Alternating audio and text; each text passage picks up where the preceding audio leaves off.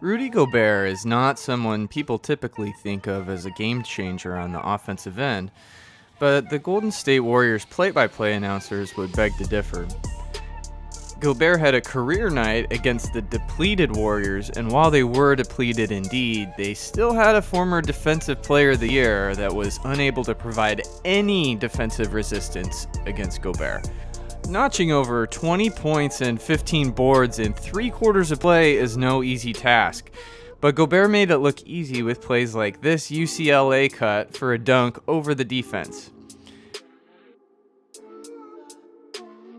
This is a play that the Jazz have been struggling to execute for most of the year, but recently it is clicking and punishing aggressive defenses.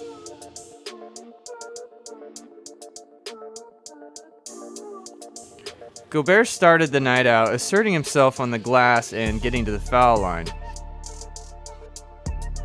As the night progressed though, he found success rolling out of screens to get easy lanes to the basket. Watch how the defense collapses onto him, but really has no chance to stop him. As Mama always said, you can't teach height. But Gobert is often criticized for not having a post-up game or any traditional offensive skills.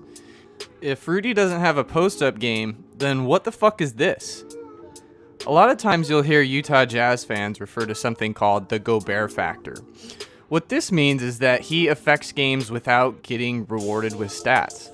Some examples are like here, when Draymond gets near the hoop but doesn't even try to put up the shot, instead giving it up to Willie Cauley-Stein for a mega inefficient shot. Or here, where Jordan Poole penetrates but has nowhere to go. But Gobert also does get some traditional stats, like this block on D'Angelo Russell, or this block on Alec Burks, or this block on Willie Cauley-Stein.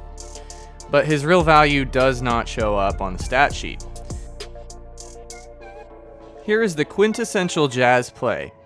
On the surface, this just looks like a nice shot from Bojan Bogdanovic. But if you look again, why the hell was Bojan open? Well, it's because Omari Spellman was so concerned guarding Gobert's role that he had to leave Bojan open. A lot of people have also criticized Mike Conley's play early this year, but here's an example of Mike Conley making things easier for Rudy with his gravity. The Jazz fake a handoff to Conley with Burks denying the handoff. The Jazz counter to this is by having Conley drift to the corner, leaving Burks out of position. Then Rudy fakes a pass to Conley, which gets Willie Cauley-Stein off balance, and then Rudy murders Cauley-Stein.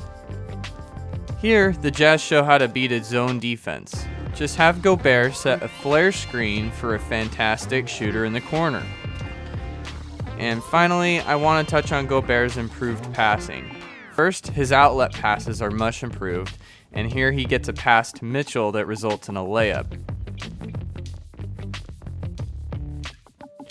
But check out this gem of a pass where Rudy threads the needle with a very difficult and precise pass. If the Jazz want to be contenders this year, they're going to need more of this style of play from Rudy Gobert.